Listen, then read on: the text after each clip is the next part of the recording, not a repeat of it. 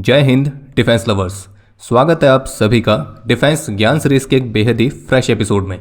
और आज के एपिसोड में हम भारत के एक ऐसे दुश्मन के बारे में बात करेंगे जो आज के समय में भी एक तरह की मिस्ट्री बना हुआ है। और अभी कुछ ही समय पहले जो धुरंधर नाम की मूवी आई थी, तो उस मूवी में अर्जुन रामपाल का जो कैरेक्टर है वो भारत के इसी दुश्मन पर आधारित है, जो कि है मेजर इकबाल। और रियल लाइफ में ये जो मेजर इकबाल है, तो इसकी असली जो पहचान है, ये अभी जिंदा है या मर चुका है, तो उसका जो स्टेटस है वो अभी भी पब्लिक डोमेन में क्लियर नहीं है। और अक्सर मेजर इकबाल को एक दूसरा सोमवार जिसका नाम है इलियास कश्मीरी, तो उसके साथ भी जोड़कर देखा जाता है। कुछ का यह मानना है कि इलियास कश्मीरी और मेजर इकबाल एक ही हैं, और कुछ का यह मानना है कि दोनों अलग अलग हैं। तो आज के इस एपिसोड में हम इसी के बारे में थोड़ा डिटेल में बात करेंगे और पब्लिक डोमेन में जो भी ऑथेंटिक इन्फॉर्मेशन उपलब्ध है, तो उन सभी को इकट्ठा करके उन्हीं के आधार पर हम ये एपिसोड बना रहे हैं। So without wasting any time, let's begin.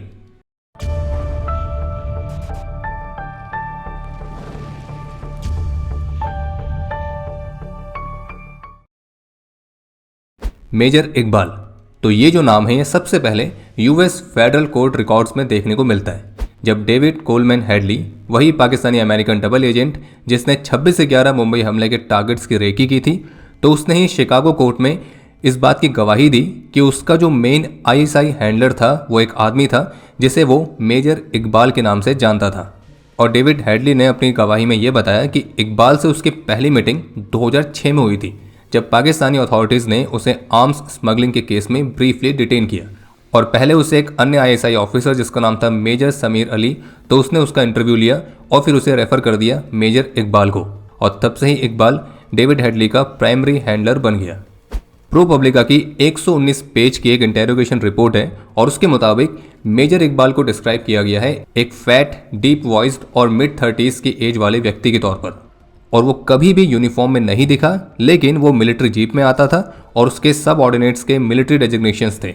David Headley ने अपनी गवाही में ये भी बताया था कि मेजर इकबाल ने उसे लाहौर एयरपोर्ट के पास एक 2 मंजिला रेजिडेंशियल सेफ हाउस में ट्रेन किया था और फिर उसे जमीनी स्तर की जासूसी करना, सर्विलियंस को डिटेक्ट करना, सोर्स डेवलप करना, काउंटर सर्विलियंस टेक्निक्स बनाना, यह सब पाकिस्तानी इंटेलिजेंस एजेंसी आईएसआई की स्टैंडर्ड इंटेलिजेंस ट्रेनिंग थी, जो कि लश्कर की एलिमेंट्री ट्रेनिंग से कहीं ज़्यादा एडवांस थी। और जबकि हेडली ने कोर्ट में ये भी कहा था कि मेजर इकबाल ने उसे कहा कि जो ट्रेनिंग उसे लश्कर से मिली है वो उतनी अच्छी नहीं है और बहुत ही एलिमेंट्री है। तो बेसिकली आईएसआई ने लश्कर की ट्रेनिंग को रिजेक्ट करके अपना ही करिकुलम चलाया। इसके अलावा एक और महत्वपूर्ण जानकारी है कि हेडली ने 50 से ज़्यादा ट्रेनिंग सेशंस अटेंड किए थे आईएसआई के साथ, जो कि ये दिखाता ये कोई वीकेंड वर्कशॉप नहीं था, ये एक फुल टाइम इंटेलिजेंस प्रोग्राम था। और कोर्ट के एविडेंस के मुताबिक इकबाल ने स्पेसिफिकली इंस्ट्रक्ट किया था कि मुंबई टारगेट्स में चाबाद हाउस, जो कि एक जूइश कम्युनिटी सेंटर है, तो वो डेफिनेटली शामिल किया जाएगा। और फिर 26/11 हमलों के दौरान आतंकियों ने इसी हाउस पर हमला भी किया था। इकबाल ने जीमेल के माध्यम से हेडली को स्पाई कैमरास और पेन कैमरास की इन्फॉर्मेशन भी भेजी थी। और अब सबसे इंटरेस्टिंग पार्ट, इसी के हिस्से के तौर पर कोर्ट में एक ईमेल आईडी भी दिखाई गई। इसी ईमेल आईडी के माध्यम से हेडली को इन्फॉर्मेशन भेजी गई थी इकबाल की तरफ से, और वो ईमेल आईडी थी chaudhrykhan@gmail.com। और हेडली ने कंफर्म किया था कि चौधरी खान ही आईएसआई का मेजर इकबाल भी है, यानी कि एक ही पर्सन लेकिन अलग अलग नाम। इसके अलावा एक और ईमेल आईडी भी सरफेस हुई, chaudhrykhan@yahoo.com, जिसमें इकबाल ने अपना मोबाइल नंबर फ्यूचर कॉन्टैक्ट के लिए दिया था। हेडली ने भी बताया था कि जब मुंबई की लैंडिंग साइट्स डिस्कस हो रहे थे, तो एक पाकिस्तानी नेवी का आदमी भी वहाँ पे उपस्थित था। और पाकिस्तानी नेवी के उस पर्सन को कुछ इस तरह से डिस्क्राइब किया गया कि वो क्लीन शेव था, मिलिट्री की तरह ही उसका थोड़ा सा अंदाज था, और उसके हेयर कट भी बिल्कुल मिलिट्री स्टाइल में थे, और उसका नाम था अब्दुल रहमान। यानी कि 26/11 का जो हमला है, इसमें सिर्फ आईएसआई शामिल नहीं थी, बल्कि पाकिस्तानी नेवी भी सी रूट प्लानिंग में डायरेक्टली इस हमले में इन्वॉल्व थी। और कुछ सोर्सेज से ये भी जानकारी मिलती है कि जब ये पूरे 26/11 हमले की प्लानिंग चल रही थी, तब उस वक्त इकबाल आईएसआई का एक एक्टिव सर्विंग ऑफिसर था, जो लश्कर के साथ जॉइंट ऑपरेशन चला रहा था। और वहीं पाकिस्तान की सरकार, जिसके लिए आतंकवाद एक स्टेट पॉलिसी की तरह ही है, और वो हमेशा से इस तरह की गतिविधियों से इनकार करते आया है। लेकिन वहीं दूसरी तरफ ऐसे कई बार एविडेंस सामने आ चुके हैं कि पाकिस्तान की जो स्टेट है वो डायरेक्टली इस तरह के आतंकी हमलों में शामिल रहती है। और इस इकबाल वाले मामले में भी भारत ने बार बार पाकिस्तान से मेजर इकबाल के खिलाफ एक्शन मांगा था, लेकिन रिस्पॉन्स क्या मिला? वही पाकिस्तान का पुराना अंदाज। पाकिस्तान ने इस बात को मानने से इनकार कर दिया कि मेजर इकबाल नाम का कोई व्यक्ति वहाँ एग्जिस्ट भी करता है। मतलब पाकिस्तान ये कह रहा था कि इकबाल नाम का कोई व्यक्ति है ही नहीं। जबकि रेडिफ की एक डिटेल्ड इन्वेस्टिगेशन रिपोर्ट के मुताबिक भारत की आईबी और एनआईए ने कई प्रयास किए इस आदमी को ट्रैक करने के, लेकिन प्रॉब्लम ये थी कि मेजर इकबाल के पास कोई इंटरनेशनल डोजर नहीं है, कोई फोटो, कोई फिंगरप्रिंट्स, कोई ट्रैवल रिकॉर्ड नहीं, और इसके बारे में भी इन्फॉर्मेशन सिर्फ हेडले की गवाही और इंटेलिजेंस गैदरिंग से ही सामने आई। और एक फैक्ट ये है कि आज 2026 में भी एक तरह से जो इकबाल है वो अभी भी मिसिंग ही है या उसका स्टेटस अननोन है, और 2011 के बाद से तो कम्प्लीटली ऑफ द ग्रिड हो गया था। पाकिस्तान ने उसकी एग्जिस्टेंस को मानने से ही मना कर दिया, लेकिन फिर भी दुनिया भर के कई अलग अलग केसेस में उसका नाम सामने आया है। और कई एक्सपर्ट्स ये मानते हैं कि इन सभी को पाकिस्तान की जो डीप स्टेट और आईएसआई है वो हैविली प्रोटेक्ट कर रही है, जबकि पाकिस्तानी एस्टेब्लिशमेंट के लिए जो साजिद मिर है वो ज़्यादा वैल्यूबल था मेजर इकबाल से भी ज़्यादा। क्यों? क्योंकि मिर के पास एक डॉक्यूमेंटेड ग्लोबल टेररिस्ट नेटवर्क था, यूएस, यूरोप, मिडल ईस्ट, इन सभी जगहों पर उसके कॉन्टैक्ट थे, जबकि इकबाल एक प्योरली पाकिस्तान का डोमेस्टिक ऑपरेटर था और पाकिस्तान के अंदर ही काम करता था। और रेडिफ की रिपोर्ट के मुताबिक पाकिस्तान की स्ट्रेटजी थी कि इकबाल को डिनाई करो और मिर को प्रोटेक्ट करो, और मिर के लिए उन्होंने पहले कहा हमने अरेस्ट कर लिया है, और फिर कहा हमने गलत आदमी पकड़ा है, और फिर उन्होंने ये कहा कि हम सिर्फ एक मुस्लिम धर्मगुरु को जानते हैं, उसका नाम मिर है। और आपको रिमाइंड करा दें कि साजिद मिर ही 26/11 मुंबई हमले के चीफ प्लानर में से एक था। लेकिन हम दोबारा से वापस आते हैं मेजर इकबाल पर। तो 2025 में जब तहव्वुर राणा को अमेरिका ने भारत को सौंप दिया था, तो फ्रेश इंटेरोगेशन से फिर से मेजर इकबाल का नाम सामने आया।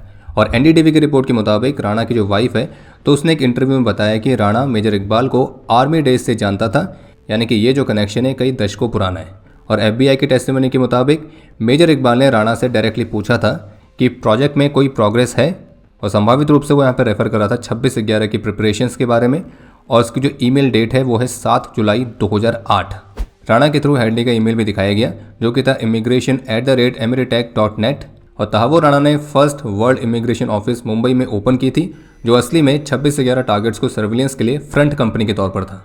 और आज 2026 तक भी कोई भी क्रेडिबल ओपन सोर्स नहीं है जो कि कंफर्म करें कि मेजर इकबाल को कभी भी पाकिस्तान ने अरेस्ट किया है या उसे कन्विक्ट किया है, या वो जिंदा है या मर चुका है। और यूएस साइटेशंस में वो अभी भी एक प्रमुख को कॉन्स्पिरेटर है, लेकिन रियल लाइफ में इकबाल अभी भी एक घोस्ट की तरह है जो कि पेपर पे तो एग्जिस्ट करता है लेकिन ग्राउंड पे नहीं। और कुछ का ये मानना है कि मेजर इकबाल आईएसआई का अभी भी ऑफिसर ही है और वो कर्नल या फिर ब्रिगेडियर की रैंक तक प्रमोट हो चुका है, लेकिन उसकी पहचान अभी भी सामने नहीं आई है, ना तो ऑफिशियली ना ही अनऑफिशियली। लेकिन यहाँ पे एंट्री होती है एक दूसरे विलेन की, जो कि है इलियास कश्मीरी। और कुछ का ये मानना है कि मेजर इकबाल और इलियास कश्मीरी दोनों एक ही व्यक्ति हैं, लेकिन जो इलियास कश्मीरी है वो इकबाल के जितना शैडो में नहीं था, ये फुल पब्लिक मॉन्स्टर था, और उसका रिज्यूमे पढ़ोगे तो लगता है कि किसी ने हॉरर मूवी की स्क्रिप्ट लिखी है। मोहम्मद इलियास कश्मीरी 1964 में पीओके में पैदा हुआ था, और 1980s में सोवियत फोर्सेस के खिलाफ ये अफगानिस्तान भी गया। वहाँ इसकी एक आंख भी गई, एक उंगली भी कटी। और लॉन्ग वॉर जर्नल और पाकिस्तानी न्यूज़पेपर द न्यूज़ के मुताबिक इलियास कश्मीरी पाकिस्तानी आर्मी का एसएसजी कमांडो था, यानी कि पाकिस्तानी आर्मी की स्पेशल फोर्स यूनिट का ऑपरेटिव। हालांकि 2009 में एक इंटरव्यू में इस इलियास कश्मीरी ने खुद इस बात से इनकार किया था, लेकिन जो हामिद मिर है उसने द न्यूज़ में लिखा था कि वो एक्स एसएसजी कमांडो था। लेकिन एक बात ये स्पष्ट है कि चाहे वो ऑफिशियली एसएसजी का ऑपरेटिव हो या ना हो, लेकिन उसकी टैक्टिकल स्किल्स, उसकी गुरिल्ला एक्सपर्टीज और उसके एक्सप्लोजिव्स की नॉलेज मिलिट्री ग्रेड की ही थी, यानी कि उसे ट्रेनिंग पूरी तरह से पाकिस्तानी आर्मी से ही मिली थी। और फिर अफगानिस्तान से वापस आकर जम्मू कश्मीर में आतंकी गतिविधियों में शामिल हुआ। फिर यहाँ पे उसने कई संगठन में शामिल हुआ, जम्मू कश्मीर में एक्टिविटीज़ के लिए चीफ कमांडर भी बना, अपनी खुद की यूनिट भी बनाई, ब्रिगेड 313 या ब्रिगेड 111, और पीओके के बाहर उसका एक ट्रेनिंग कैंप भी था और उसके आतंकियों को एलिट माना जाता था। और उनका काम था एलओसी पार करके भारत के पोजीशंस पर कमांडो स्टाइल में रेड करना। और इंटरनेट पर इलियास कश्मीरी की जो तस्वीरें उपलब्ध हैं, तो इसी को मेजर इकबाल की तरह ही मानकर धुरंधर मूवी में अर्जुन रामपाल के कैरेक्टर को बनाया गया है। और कुछ रिपोर्ट्स के मुताबिक तो इलियास कश्मीरी खुद भारतीय सेना के हाथों पुंछ एरिया में पकड़ा भी गया था, लेकिन 2 साल भारत की जेलों में रहकर वो किसी तरह से जेल ब्रेक करके वहाँ से भाग गया था। और यहाँ से भागने के बाद जिहादी सर्कल में उसे लेजेंड की तरह माना गया। लेकिन जो उसका साथी है नसरुल्ला मंसूर, तो वो आज भी भारत की जेल में है। लेकिन इलियास कश्मीरी भाग गया था और फिर उसके बाद वो और भी ज़्यादा खूंखार होकर वापस आया। और फिर 27 फरवरी सन 2000 इसने जम्मू कश्मीर के राजौरी डिस्ट्रिक्ट में अशोक लिस्निंग पोस्ट, जो कि भारतीय सेना की गार्ड पोस्ट थी और ये 3 तरफ से पाकिस्तानी पोस्ट से घिरी हुई थी, तो रात के अंधेरे में इलियास कश्मीरी 25 आतंकियों के साथ इस पोस्ट पर हमला करता है। और पाकिस्तानी मिलिट्री की जो पोजीशन है वहाँ से भी हैवी मोटार और रॉकेट्स की मदद से फायर कर दिया जाता है। और रिपोर्ट्स के मुताबिक इस हमले को पाकिस्तान के एसएसजी सोल्जर्स ने ही अंजाम दिया था, जो ब्लैक यूनिफॉर्म में थे। और जब ये हमला हुआ तो इस पोस्ट पर एक गार्ड ड्यूटी पर तैनात थे महज 24 वर्ष के सिपाही भाऊ साहेब मारुति तालेकर। तो उनके साथ जिस तरह की बर्बरता इस इलियास कश्मीरी ने करी, तो उसके बाद से पाकिस्तानी मीडिया में इलियास कश्मीरी को किसी लेजेंड की तरह सेलिब्रेट किया जा रहा था। और इस हमले में हमारे पूरे 7 जवान वीर गति को प्राप्त हुए थे।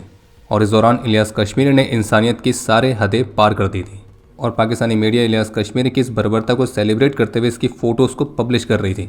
और जबकि इंडियन एक्सप्रेस की 2009 की रिपोर्ट के मुताबिक पाकिस्तानी डेली द न्यूज़ ने लिखा था कि इलियास कश्मीरी ने जो हरकत करी थी तो उसने जनरल परवेज़ मुशर्रफ के सामने प्रेजेंट की थी और उसके बदले उसे 1 लाख रुपए का कैश रिवॉर्ड दिया गया था। और इसके अलावा इनकी बर्बरता की हदें यहाँ तक नहीं रुकी और भी आगे तक थी, जो कि हम यहाँ पे बताना भी नहीं चाहते। और इलियास कश्मीरी को पूरी तरह से सपोर्ट था पाकिस्तानी स्टेट का, पाकिस्तानी मिलिट्री का। लेकिन एक समय ऐसा भी आया जब वो पाकिस्तान के खिलाफ भी हो गया और 2001 के बाद जब मुशर्रफ ने यूएस से हाथ मिलाया और कश्मीर ऑपरेशन रिस्ट्रिक्ट किए, तब इलियास कश्मीरी ने पाकिस्तानी एस्टेब्लिशमेंट के खिलाफ ही मोर्चा खोल दिया। और कुछ रिपोर्ट्स दावा करती हैं कि उसने मुशर्रफ को भी असैसिनेट करने के प्रयास किए थे, जबकि 2008 में एक retired SSG commander major general Amir Faisal Alvi तो उसको असैसिनेट किया गया था। ये वही जनरल है जिसने वजीरिस्तान ऑपरेशन शुरू करवाए थे।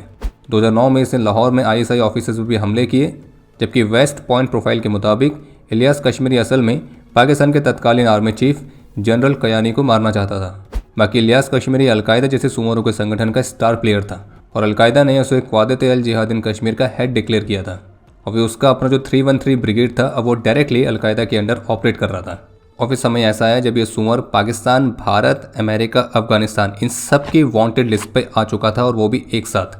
अब बाकी क्लेम तो ये किया जाता है कि 2011 में साउथ वजीरिस्तान में यूएस ने एक ड्रोन स्ट्राइक करी थी कंपाउंड पर, जिसमें इलियास कश्मीरी को ढेर कर दिया गया था। और ये दावा था पाकिस्तानी अथॉरिटीज़ और वेस्टर्न इंटेलिजेंस की तरफ से। फिर इसके जो विकीपीडिया पेजेस हैं तो वो भी इसकी डेथ को इसी रूप में स्वीकार करती हैं। अब एक सबसे महत्वपूर्ण प्रश्न है, क्या इलियास कश्मीरी और मेजर इकबाल दोनों एक ही इंसान हैं? और हमारे ओपिनियन में इसका शॉर्ट आंसर है नहीं, क्योंकि पहली बात यह कि हेडली की गवाही में कहीं भी इलियास या फिर कश्मीरी का नाम उसके आईएसआई हैंडलर के लिए नहीं आता है और मेजर इकबाल एक अलग एंटिटी है।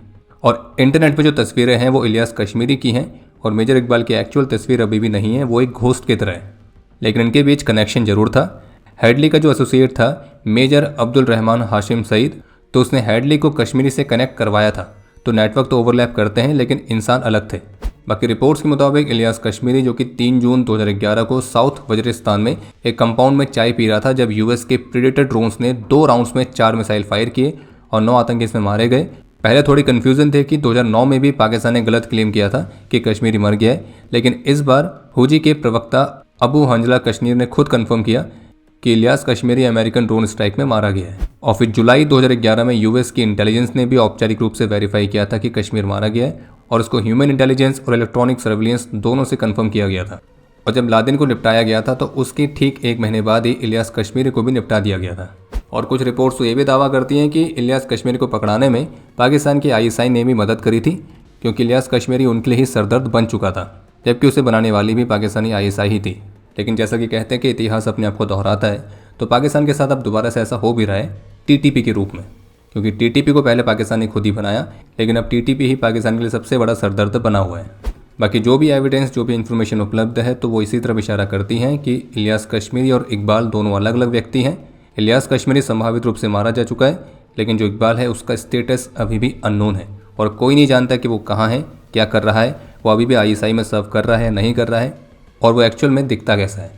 लेकिन हम उम्मीद करेंगे कि जिस तरह से इकबाल अभी भी अज्ञात है, तो उसी तरह से कुछ अज्ञात बंदूकधारी जल्दी इस अज्ञात इकबाल का भी पता लगाकर उसको उसकी सही जगह पहुँचाएँ।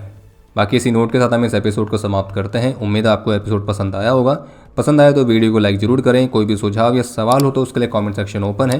बाकी हम जल्द मिलेंगे नए एपिसोड के साथ। तब तक के लिए जय हिंद, जय भारत।